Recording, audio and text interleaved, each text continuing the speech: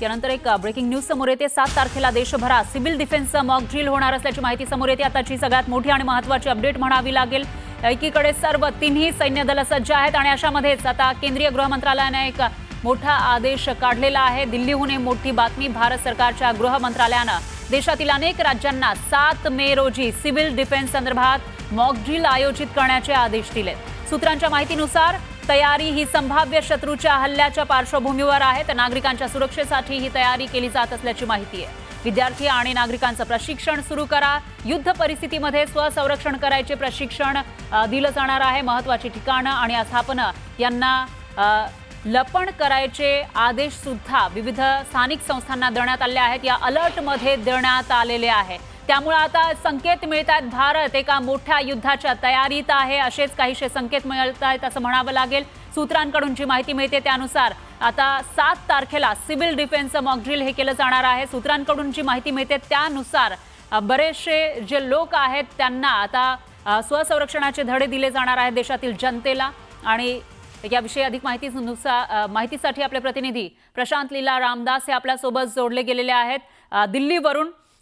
प्रशांत, आपण बघतोय एक महत्त्वाची आणि मोठी बातमी म्हणावी लागेल। एकीकडे पाकिस्तान आणि भारतामध्ये तणाव वाढतोय, तर दुसरीकडे आता 7 तारखेला सिव्हिल डिफेन्सचं मॉक ड्रिल होणार आहे। याचा अर्थ काय? केंद्रीय गृहमंत्र्यांनी निर्देश दिलेले आहे की येत्या 7 मे रोजी सिव्हिल डिफेन्स मॉक ड्रिल संपूर्ण भारतभरात आयोजित करावी। सर्व राज्य सरकारांना सूचना दिली आहे।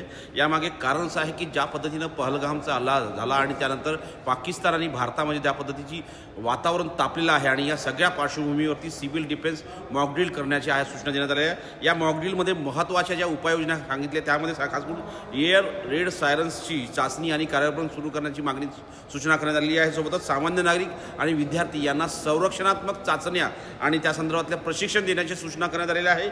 क्रॅश ब्लॅकआउट जेव्हा होईल त्यानंतर कशा प्रकारे कार्य करावं या संदर्भातले देखील उपाययोजना कशा असावे सांगितलं आहे। सोबतच महत्त्वाच्या जे प्रकल्प आहेत त्यांचे लवकरात लवकर सादरीकरण करून त्या संदर्भातले दूरदर्शी निर्णय कसे घ्यायचे आणि त्यावरती उपाययोजना कशा करायच्या हे देखील सांगण्यात आलेलं आहे। आणि सोबतच स्थलांतरण योजनेच्या संदर्भात जर अचानक कुठल्या ठिकाणी मोठा हल्ला झाला तर अशावेळी सर्वसामान्य नागरिकांना तिथून कसं स्थलांतरण करायचं या संदर्भात देखील मॉक ड्रिल करण्याच्या सूचना सर्व देण्यात आलेल्या आहे। केंद्र सरकारच्या सर्व राज्य सरकारना सूचना आहे। याचा अर्थ असा होतो की कुठेतरी भारत आणि पाकिस्तानमध्ये जे वातावरण तापलं आहे पहलगाम हल्ल्यानंतर त्यामधली ही मोठी उपाययोजना भारत सरकारच्या वतीनं करण्यात येत आहे। याचाच अर्थ असा होतो की निश्चितपणे भारत सरकारने युद्धाची तयारी तर सुरू केली नाही आहे, हे लवकरच निश्चित होईल। पण ज्या पद्धतीने एकीकडे बैठकीत सत्र सुरू आहे आणि केंद्र सरकार रोजच्या रोज नवीन उपाययोजना आणि नवीन आदेश काढते, याचा अर्थ असा होतो की पाकिस्तान सोबतचं वातावरण तापलं आहे। निश्चितपणे पाकिस्तानला उत्तर दिलं जाईल आणि महत्त्वाचं म्हणजे ज्या पद्धतीने राजनाथ सिंग यांनी स्पष्ट केलं होतं सर्वसामान्य जनतेच्या मनात जे आहे त्याचं तेच उत्तर आम्ही निश्चितपणे पाकिस्तानला देऊ। याचा अर्थ असा होतो की प्रशांत, थोडंसं थांबवते मी। निवृत्त ब्रिगेडियर हेमंत महाजन हे आपल्यासोबत जोडले गेले आहेत, त्यांच्याकडे आपण जाऊयात।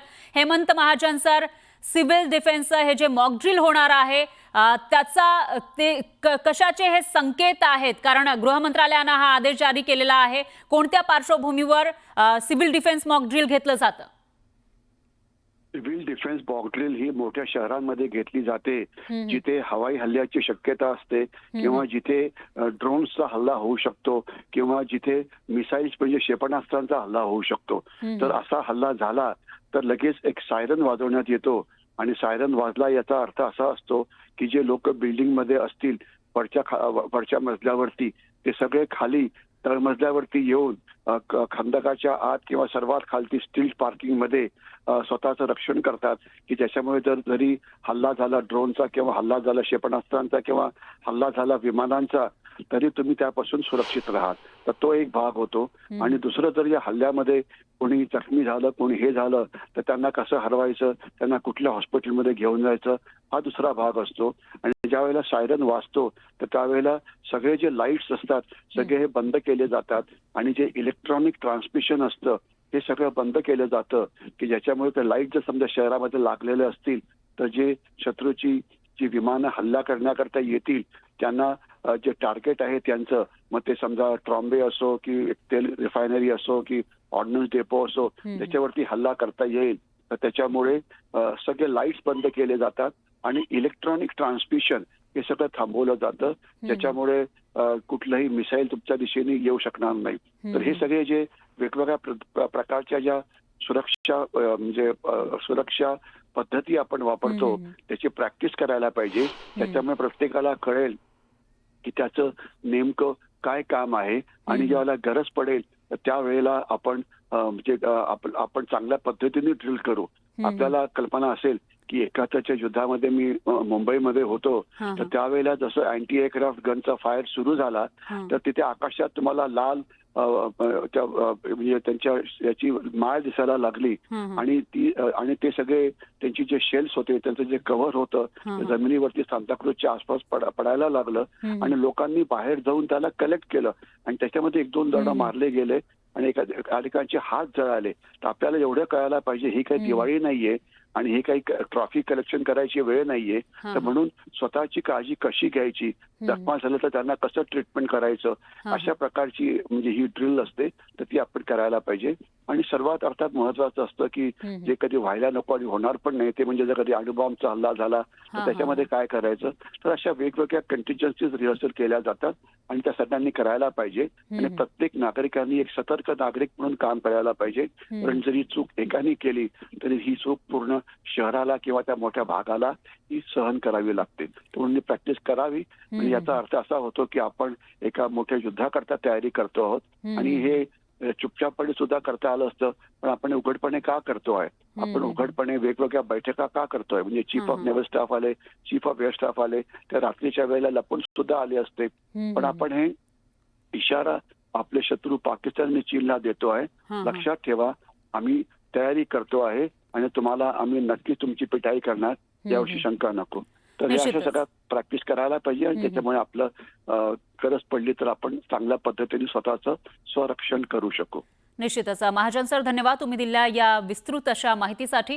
यानंतर कर्नल मोहन काकतीकर सर हे आपल्यासोबत जोडले गेले आहेत. निवृत्त colonel Mohan Kaktikar sir. Kaktikar sir, एक महत्त्वाचा आदेश गृह मंत्रालयाने जारी केलेला आहे. याचाच अर्थ एकीकडे युद्धाभ्यास सुरू आहे तिन्ही सैन्य दलांचा आणि दुसरीकडे जे सिव्हिलियन्स आहेत, जे नागरिक आहेत, त्यांना सुद्धा यासाठी सज्ज केले जाते असं म्हणता येईल का? हो, अगदी बरोबर आहे की कारण जेव्हा लढाई होते तेव्हा नुसतीच फौज किंवा आर्मी किंवा नेव्ही किंवा एअरफोर्स हे नुसतेच लढत नसतात. त्यांच्या पाठीमागे पूर्ण देश उभा असतो आणि जोपर्यंत देश पूर्ण एकत्रपणे त्यांच्या पाठीमागे उभा राहत नाही तोपर्यंत सक्सेसचे चान्सेस तेवढेच कमी होतात जर उभे राहिले नाहीत. तर म्हणून सगळ्यांनी आपल्या पूर्ण शक्तीने सह आपल्या सैन्य दलाच्या मागे उभं राहणं जरुरी आहे. आणि ते कसं उभं राहिलं जातं की सगळ्यात प्रथम म्हणजे सगळ्या नागरिकांनी अलर्ट राहिलं पाहिजे.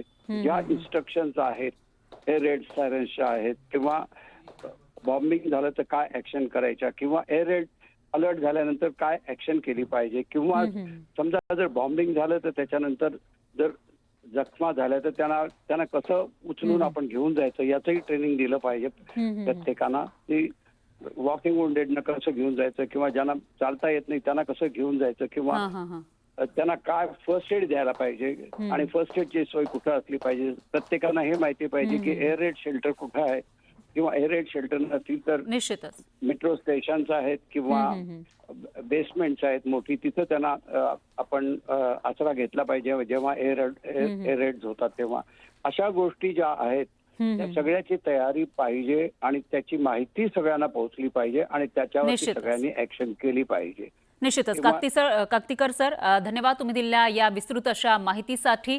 तर एकूणच एकीकडे सैन्य सज्ज आहे तर दुसरीकडे जे नागरिक आहेत भारताचे त्यांना सुद्धा सज्ज केलं जात आहे, तयार केलं जात आहे असंच म्हणावं लागेल.